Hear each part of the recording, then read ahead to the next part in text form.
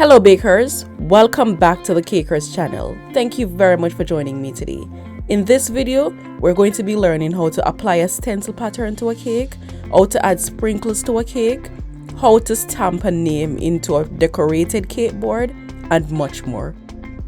If you like the content that I create on this YouTube channel and would like to see me creating more, please like, share, and subscribe to this YouTube channel for more beautiful cake decorating videos, cake tips and tricks, and everything cake related.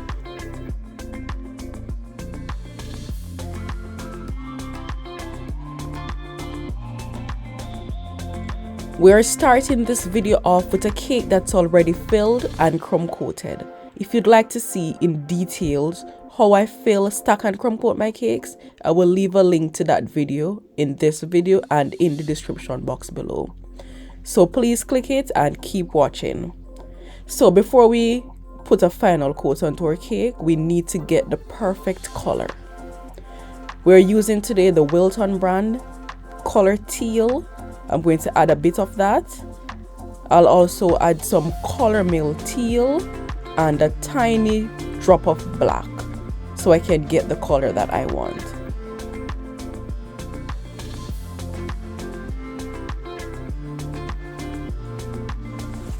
Also, I'm using the color mill booster color that just helps to pump up the color a bit and let it really give you the color that you want.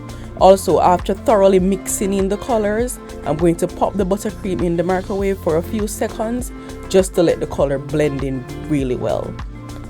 Even after doing that, I wasn't happy, so I went ahead and had a bit of leaf green from Wilton brand, and that's the color I got, and I'm very happy with it. Now on to applying the final coat to my cake.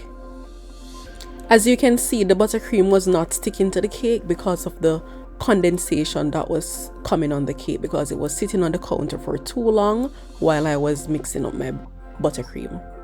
So what I did, I went around the cake a few times with my cake smoother just to wake up that layer of crumb coat so that it can allow the second layer of buttercream to stick well.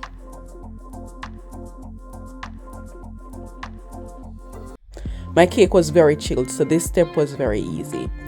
So I've applied my final layer of buttercream and I'm just going around a few times to get the perfect finish. Once I'm happy with this layer of buttercream, I will let my cake sit in the refrigerator for about 15 to 20 minutes so that it can set really well and be ready for the next step. While my cake is in the fridge, I have these peach colored foam roses. I wanted the color to be a bit more orangey to match in with the theme of the cake and what the clients really wanted. So here I'm using my airbrush to change the color of the flowers, and that worked so well. My cake is out of the fridge now, and I'm just finishing up, touching up all the little imperfected parts to make the finish very smooth, because I'm going to be applying a stencil pattern to the cake and I want it to be neat. So using my favorite tool, my cake smoother, and just making those sharp edges with my spatula. What I did here, I run the metal smoother underneath some hot water just to give the cake a perfect smooth finish, and the metal smoother works really well.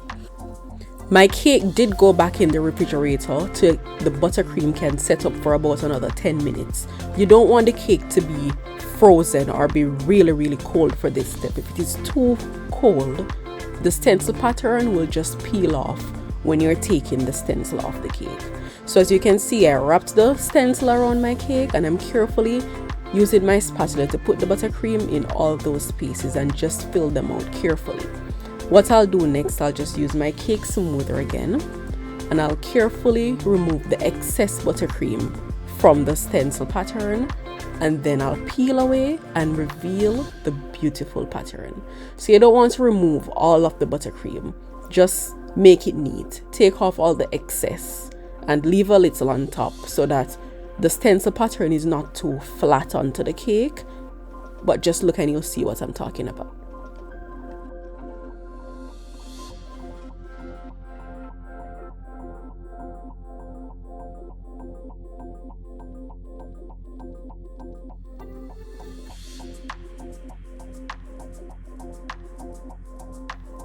And it's time for the grand reveal.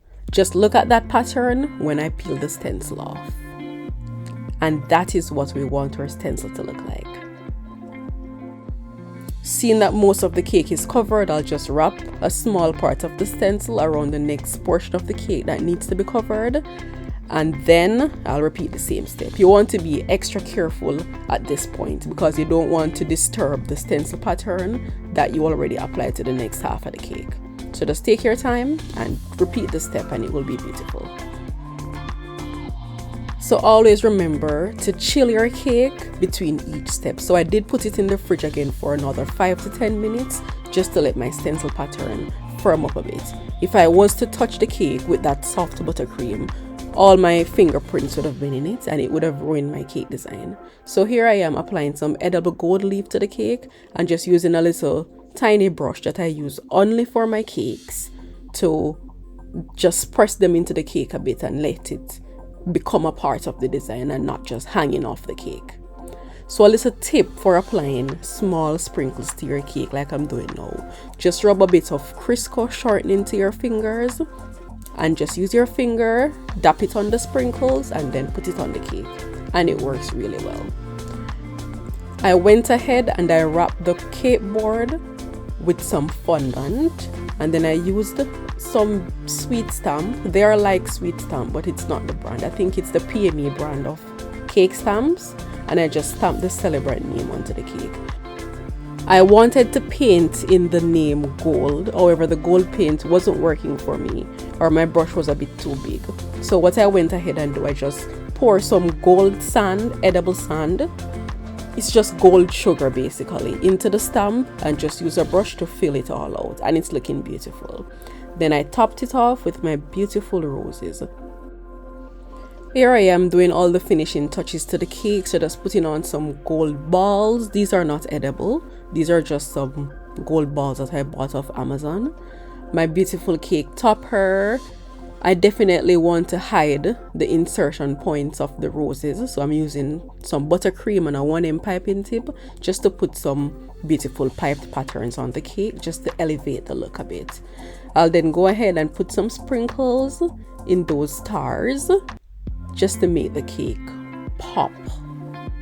These are the final touches and the cake was super beautiful. My celebrant was so happy with the cake, and of course I was happy that she was happy.